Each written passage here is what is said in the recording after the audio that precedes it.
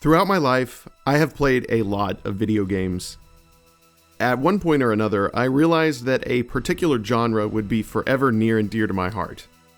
It started when I was 13, received a $20 PSN card for my birthday, and used it to purchase a title that you might have heard of.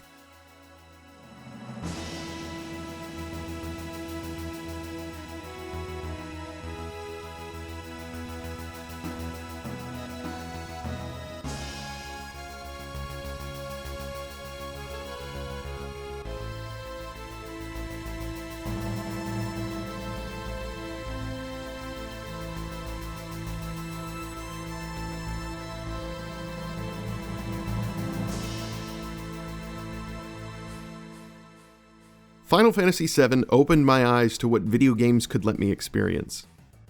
Of course, many games before had entertained me and filled me with wonder and joy, but never before this game had one ever woven together story, characters, world, music, and a game to make me feel things that I didn't know a video game could.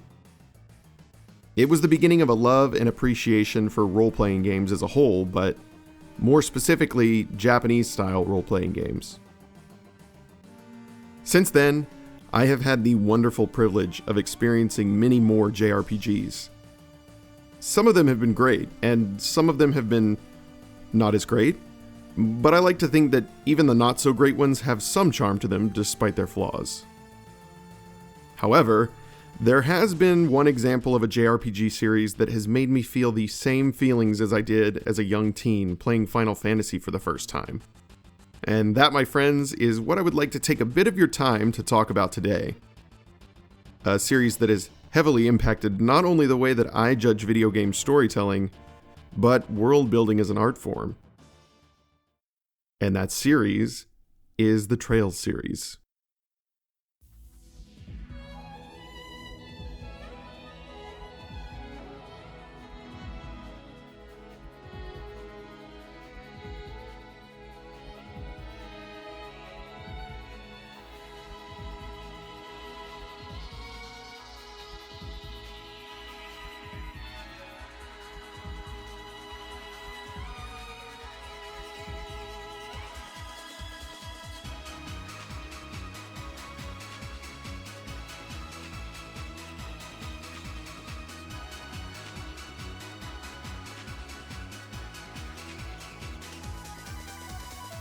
The Legend of Heroes Trails in the Sky FC released in 2004 on Japanese PCs, and ever since then, a new entry would drop every couple of years or so, evolving and changing up the gameplay, and most importantly, continuing the long-running storyline that the series has been feeding its audience for 2 decades now. There are currently 13 mainline games released, 12 of which have been localized over here in the US.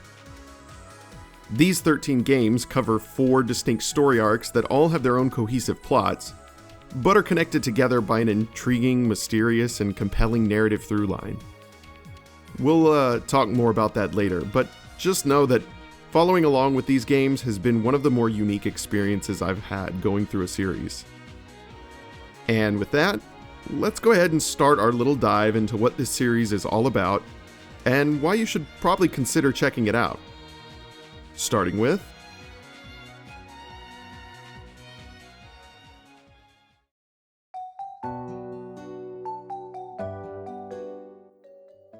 the story in Trails is honestly what keeps most of us coming back. From lovable and hateable characters, to a believable and fascinating world, no other piece of media has ever kept me personally as invested and interested in the same way that Trails has. Now, it's kind of hard to talk too much about the story of these games, given that almost everything that happens in them will somehow eventually come back around and be relevant later. This is one of the best parts of the world building and storytelling, as a lot of times the things you're doing in later games are often directly correlated to things perhaps other characters have done in the past. I'm going to try and be vague when talking about anything past the first couple of hours of the very first game, but just be aware that if you want absolutely no spoilers of any kind, then you might want to skip this section. Suffice it to say, the story throughout these games is fantastic and emotional and gripping, and in my opinion, makes up for any of the shortcomings one could point out about the series. It's difficult to decide where to even start, so I suppose starting at the beginning would be the best.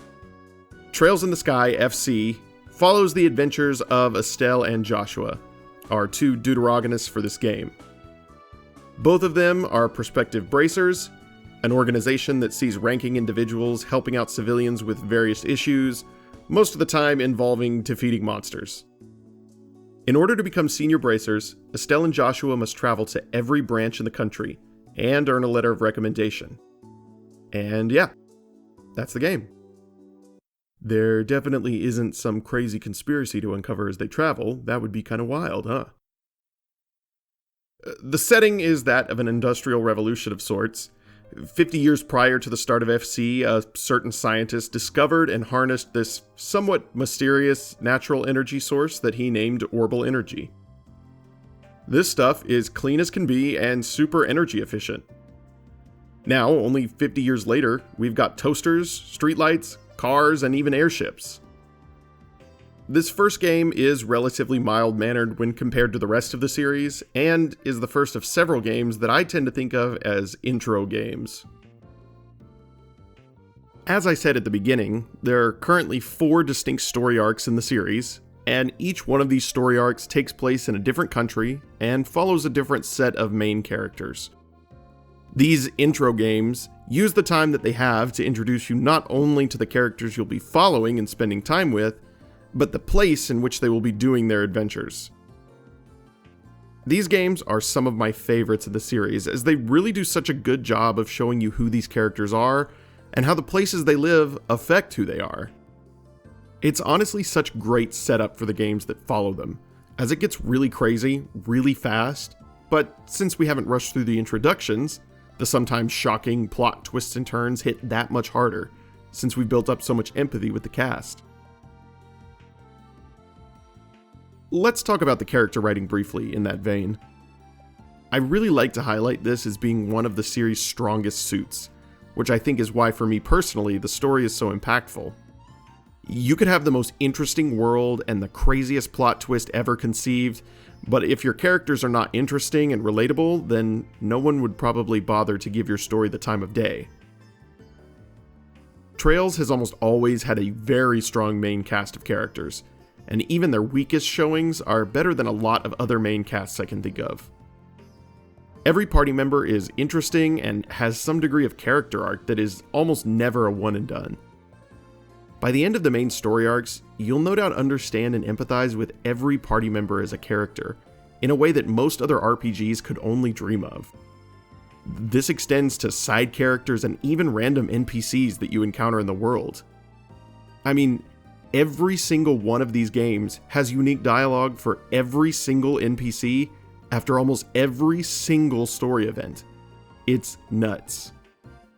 If you're anal about it like me, you could spend hours of game time walking around talking to NPCs that all have interesting things to say. Let me give you an example from one of the more recent games in the series. Don't worry, this isn't much of a spoiler, as it basically is all dialogue you get if you keep talking to NPCs in the hub city in Trails Through Daybreak. You have this girl, Selma. You can talk to her on the very first day you're out and about. She's in a rut, as her boyfriend just dumped her when she wouldn't fit into a pair of jeans he bought her. A story that sounds absurd, but I think it probably happens more often than I would like to imagine. Anyway, the next time you see her, she's out jogging and seems to be struggling. At the same time, this guy, Lodi, has noticed her out jogging more often. He himself loves a good bike ride and eventually decides to start talking with her. After that, you start to see the two of them hanging out more often. Lodi eventually even invites her to go to a concert with him, at which you can find both of them having a good time. And with that, I'll bet the wheels in your head are already starting to turn, and you're starting to try and guess what happens next. This is one of many examples of random NPCs that have actual storylines written in for you to find if you're interested. There's also this group of kids that befriends and includes a child who just immigrated here. And this group of young adults who are all about street racing and eventually have to deal with a rival gang coming into the city. And this lady, who discovers the wonderful food at this street vendor and decides she could help him improve his menu and sales rather aggressively. The crazy thing is, all these NPCs I mentioned are in one of several locations in this one hub city. The other potentially crazy thing is that any one of these NPC threads could turn into a quest later on. Like, sure, you could do this quest from Sayla where you have to find her no-show partner Lulua, who's 3 hours late to their performance later in the game. But how much more invested would you be if you had talked with both NPCs constantly up to that point, and learned that Sayla was a struggling idol pop star whose old partner bailed on her, and then that she met Lulua, a starry-eyed girl who moved to the city with a dream of becoming an idol, just when she was thinking about giving up. All of this info is slowly drip-fed to you through random dialogue that is not required to view. Now, is the eventual quest still good? Yeah, for sure. The dialogue you get as part of the quest does a great job of getting you to care, especially because it's somewhat related to a different quest you would have already done. However, having that little storyline in there greatly improves my buy-in to the situation that's unfolding, as I already know these characters and what they value. These are just a few examples from the most recent game in the series that I've played, but this kind of thing has existed in the series since the very beginning, and seemingly will always be a part of the game's writing and world building. Speaking of world building, this series has it in droves. Every country we visit throughout these games has their own type of government, their own technology they specialize in, their own complicated relationships with other countries, people and factions working towards the betterment of the country or themselves, etc., etc. This, of course, is something that is built upon more and more as the games go on, but even the very first game does such a good job of keying you into details about the world that will become more important later. Before you've even left from home, you've learned that the country we're in, Liberl, is known for their airship technology. Not only that, but because of this technology, they were able to stifle the military from their northern neighboring country, despite being much smaller. This info that you get super early in the game is fed to you in a surprisingly natural way, as it has some personal meaning to the characters you are playing as and talking to. It's also info that sticks with you throughout the game, as it really emphasizes Liberl's relationship with this neighbor, and, as a result, how a lot of the characters you meet were directly affected by it. The payoff to just this bit of info as it relates to the main characters is executed incredibly all by itself. This creates this nice flow to the game's exposition. You're not really having a ton of info dropped on you seemingly out of nowhere. You're instead experiencing a character moment that also keys you as a player into what's going on in the world. And trust me, 99% of random world building that you experience in any of these games will be relevant at some point in the future, even if it's 3 games from now. Like, recall from just a moment ago when I mentioned the discovery of the energy source this world uses? We still don't really know much about it. This scientist discovered it and was seemingly the only person to understand what it even really is. This is a plot point that has been set up so early on, and I can only imagine that the payoff more than a dozen games later will be crazy. What I love about this kind of storytelling and world building in particular is not only that the writers set up cool plot points and twists and turns, but they also give you as an observer so much opportunity to put pieces together on your own. And I don't know about you, but the satisfaction I get from calling a big plot twist based purely off of random bits of info I've been fed is unmatched. I think this series has given me that more times than most others. I also think that this is what hardcore FNAF fans feel like.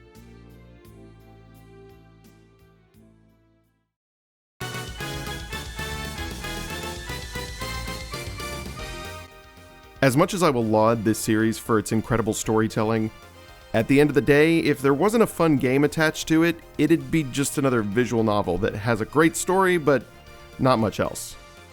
The games are, at their core, turn-based RPGs, with the most recent entries adding in some action mechanics to complement said turn-based combat.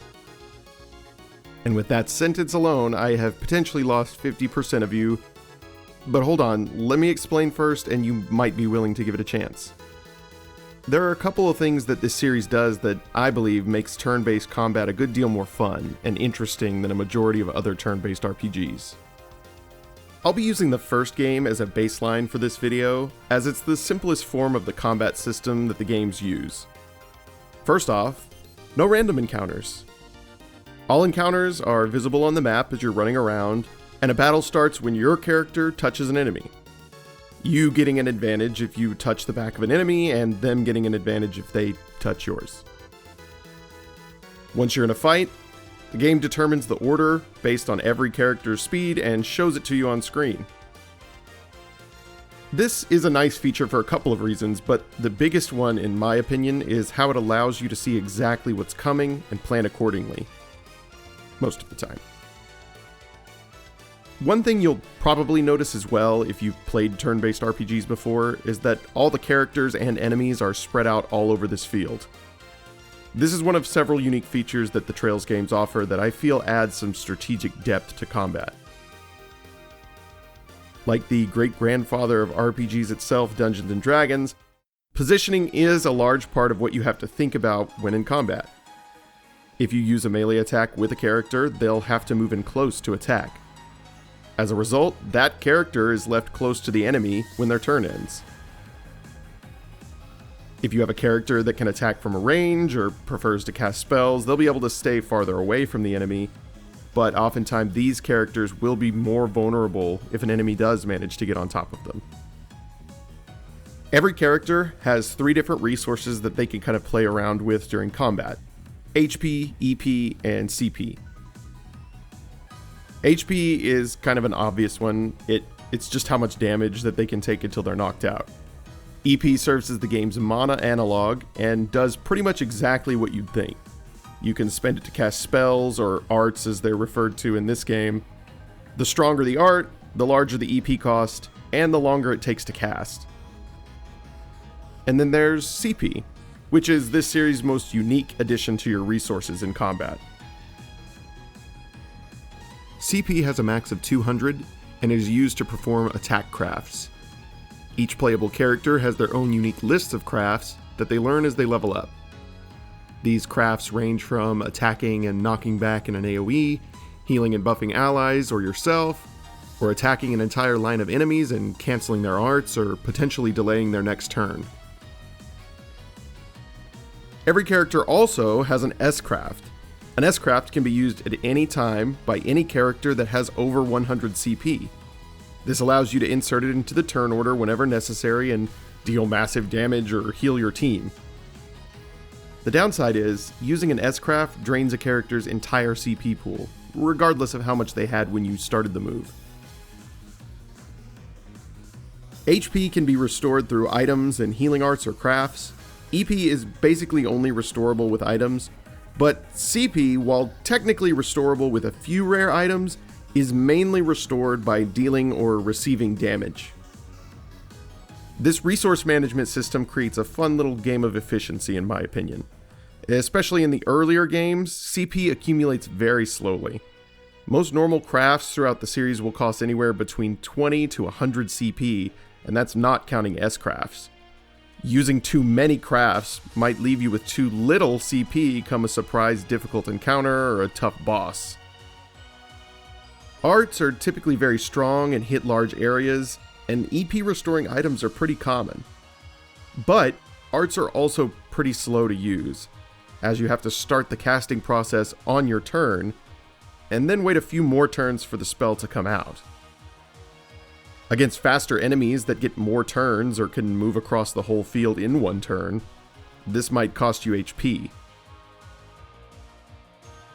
You could also just use basic attacks. They restore a small amount of CP and cost you nothing, but they're typically pretty weak, especially compared to what your other options can do. As a result, lots of the battles you end up fighting become about figuring out how to most efficiently deal with whatever enemies you're encountering. This is, of course, an aspect in most turn-based RPGs, but I think the emphasis put on it by the Trails series is a nice medium between the more traditional mash A to win a battle style and the more intense or difficult experiences like the SMT games. Unless you choose to play on Nightmare difficulty, in which case it starts to feel kind of like that. One last thing I want to talk a little bit about while we're still talking about in-battle stuff is another feature that I think really adds a fun and interesting twist to typical turn-based combat. And that would be this little guy right here. Quite often throughout a fight, one of several symbols will appear next to portraits on the turn tracker. These markers indicate an effect that will happen on that turn. The one I showed first, the exclamation symbol, means that whatever attack, art, or healing lands on that turn are a guaranteed critical. Others recover HP, EP, and CP on that turn, boost physical strength, etc., etc. They add a lot more as the series goes on. And upon first hearing, it sounds kind of random, right? And yeah, it is, but that's where the second function of the visible turn order comes in. Picture this. All your characters are low on health, and you see the enemy turn coming around and they have a crit. You know that this enemy has an attack that can hit your whole party, especially where they're positioned right now. And if it does that with a crit, there's no way you'll survive. Well, here's where you start messing with the turn order. Several characters in these games have abilities that have a chance to delay an enemy turn, pushing them farther back on the turn order. This can be really useful in the sense that the turn bonus happens on the turn, regardless of who's taking it. But if that doesn't work, luck isn't on your side, well, that's why you've been saving an S-Craft. You can insert yourself into the turn that has the bonus and do a hefty sum of damage while you're at it. This mechanic helps to keep you on your toes and engaged with what's going on even outside of boss fights and important battles. This, and everything else I've talked about so far, mesh together really nicely to form what is one of my favorite RPG combat systems of all time. Just a couple of other quick things that I want to briefly touch on, one of them being the orbment system. This is kind of a mashup of the game's magic system and equipment system, and seems to be inspired somewhat by Final Fantasy VII's materia system. Every character has equipment slots like your standard RPG, torso, boots, 2 accessory slots, and a weapon slot, but they also have what are referred to in-game as orbments. These devices let the user slot little gems into them that give them stat boosts or attack attributes like poisoning enemies on hit. What they also do, though, is allow the user to cast stronger and stronger spells. Without getting too in the weeds about it, different gems are different colors and efficacy. An attack 1 gem is red and gives strength plus 5%, defense minus 5%, and 1 fire elemental value. An attack 3 gem is the same, but gives more. The strength and defense changes are pretty straightforward, but that elemental value is what's most interesting. Different amounts and combinations determine what spells a character has access to. For example, Firebolt here is the weakest fire spell and only requires 1 fire elemental value in order to cast. While Volcanic Rave, the strongest fire spell in the game, requires 8 fire, 4 earth, and 2 space before the character can have access to it. This system affects drastically how you build certain characters, and really starts to define what each character is really good at, since different characters have different length combinations that they can do, or have specific slots that require specific colored gems. On the harder difficulties, it can be vital to constantly be switching your character setups to exploit enemy weaknesses or cover your own weaknesses. The other small little thing I wanted to talk about in this section about gameplay is what the other 50% or more of the game consists of.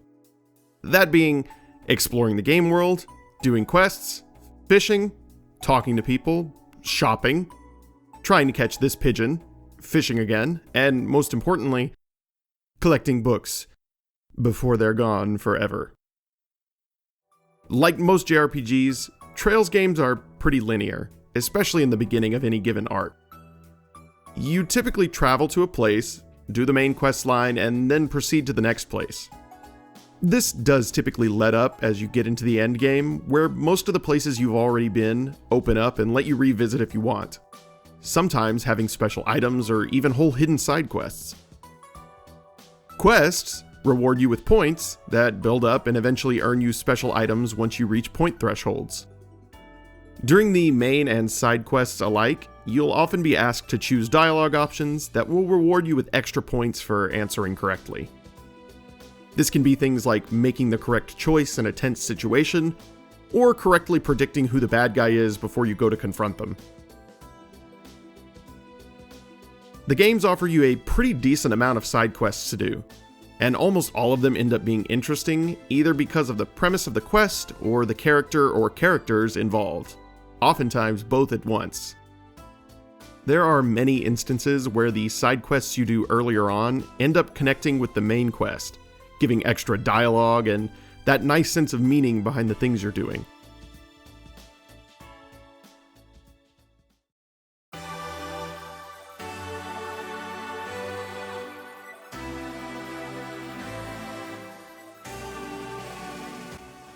And now we talk about something that might not be all that important to you, consciously at least, or might be a deciding factor in what your favorite game of all time is, despite its flaws, if you're someone like me. Honestly, the song I just played, plus most of the music so far in this video, would be enough for me to decide to drop everything and play these games, but I'm a bit odd. So, I would like to take just a few moments to show you just how good the music in this series is. Falcom has always had banger music in their games. If you don't believe me, just look for the OST of the very first Ys game. It was released in 1987, and its music was crafted for a piece of hardware released in 1981. And they still managed to make incredible music, that I would argue still holds up to this day. Falcom's sound team JDK, as they have been referred to since the late 80s, has been cranking out some of the best video game OSTs that exist, and yes, I'm going to die on this hill, and perhaps I'm wrong, but no, I'm not. They have somehow for decades been able to compose tracks that fit so well with every setting, every moment, and every character, and honestly, I don't know how they do it. There are always so many tracks that are used in very specific ways and for very specific things. I, myself, love a diverse and intentional soundtrack, and the Trails games really don't miss. And my god, don't even get me started on the battle themes in this series.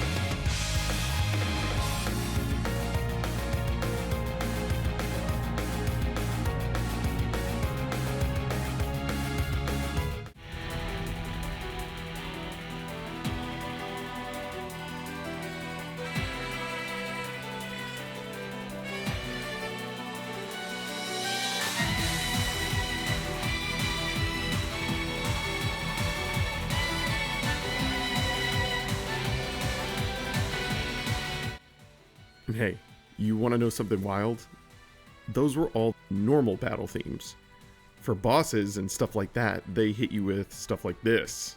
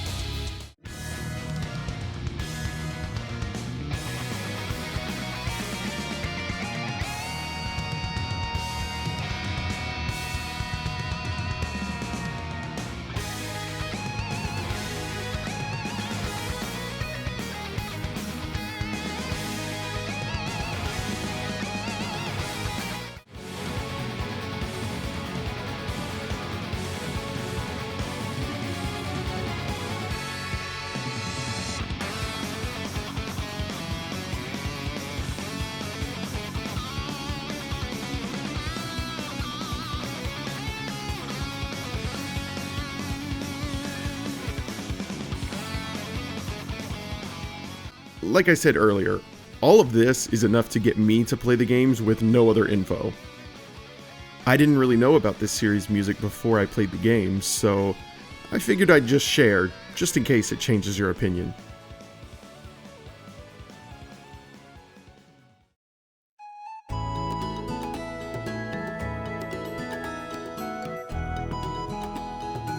Ah, the visuals. Okay, so full disclosure, this is probably where the series is at its most mediocre. The first 5 games in the series were released on PC and/or PSP.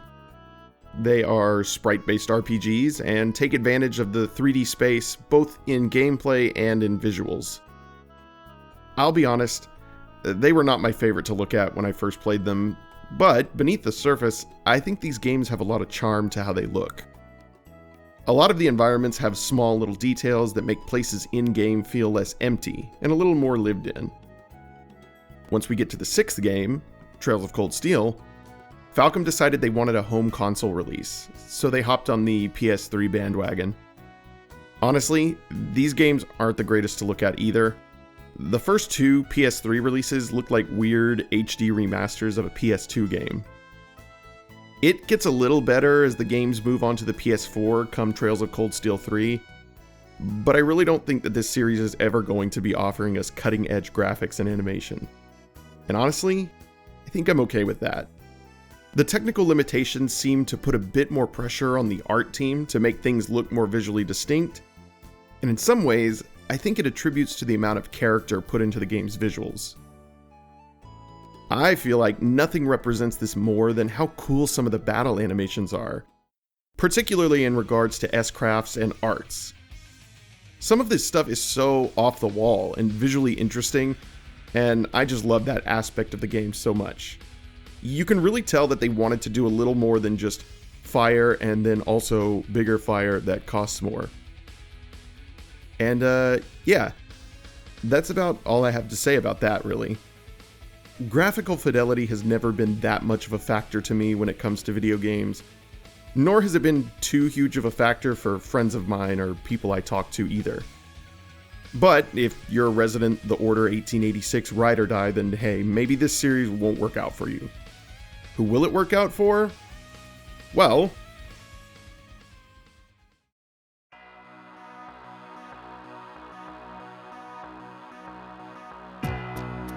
yep. Okay, so that's definitely not good enough. So let's just quickly go over my opinions on who I think would like this series and who might not so much. I'll try to give a couple of options too, just in case you aren't convinced either way. I'm about to piss off current Trails fans by even daring to suggest that you could potentially start somewhere besides the beginning.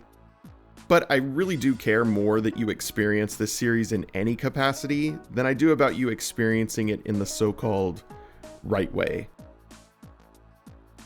At the end of the day, for me, the most important thing for you as a player of these games to want out of them is a great story with a wonderful cast that you not only get to watch unfold, but directly participate in.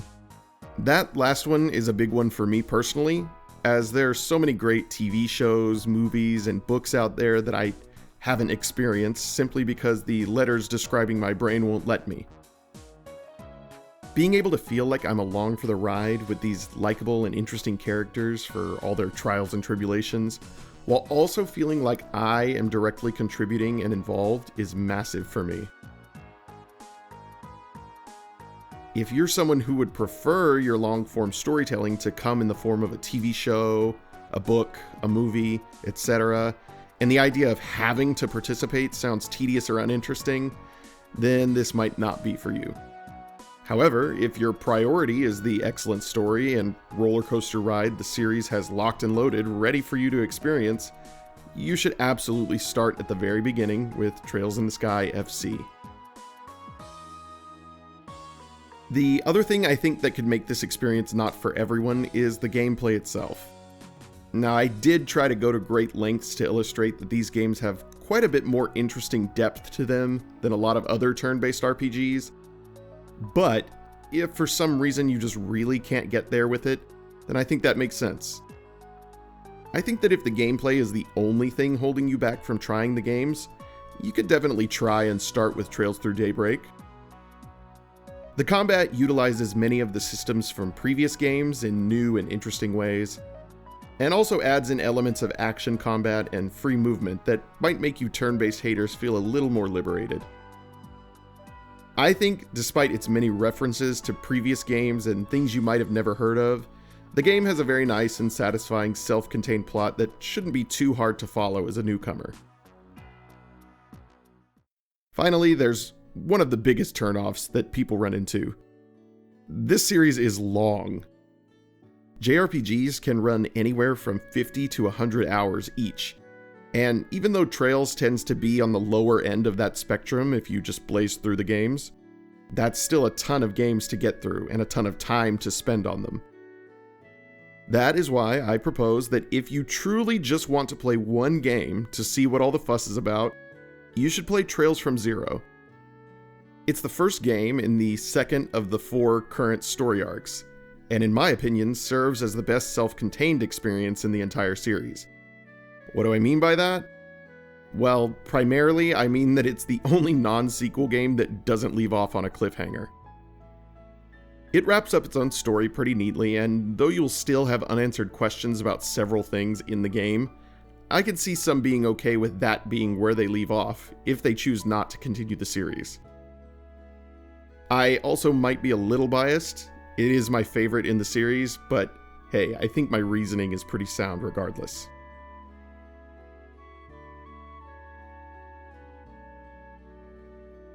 After all is said and done, my strongest recommendation is that you start at the very beginning. FC is a fantastic game that has fantastic characters and is the setup for the sequel, SC, a game that many still consider the best game in the series. It's also the setup for the rest of the series as a whole, and like it or not, you're just going to miss out on a lot if you play the games too out of order. FC is probably the shortest game in the series as well, and honestly, it and its sequel work better as one full experience in my opinion. Hence the subtitle of first chapter and second chapter. Like I said though, I'd rather you experience the series at all than correctly, and you know yourself better than some guy ranting about his favorite weeb series on the internet. And there you have it. That's my pitch. Truthfully, I think I made this video for myself just as much as I did for anyone else. I stumbled upon this niche series accidentally a decade ago when I purchased FC on a whim. I then proceeded to not play it. 2 years later, I stumbled upon it again when the 6th game in the series, Trails of Cold Steel, got ported to Windows. I had no idea it was part of the same series or what I was in for. And since then, I've had this undeniable urge to talk about the series and how much I love it. It feels like random chance that I ended up playing this series that would become so near and dear to me. And I'd hate to think that there's probably someone out there who might miss out on something they might love forever just because of obscurity or weird localization order. Hopefully, I've encouraged at least some to give this wonderful series a try. And who knows? It'd really make me happy if even one person was able to look back and be really glad some random guy on YouTube pointed them towards the best JRPG series you've never heard of.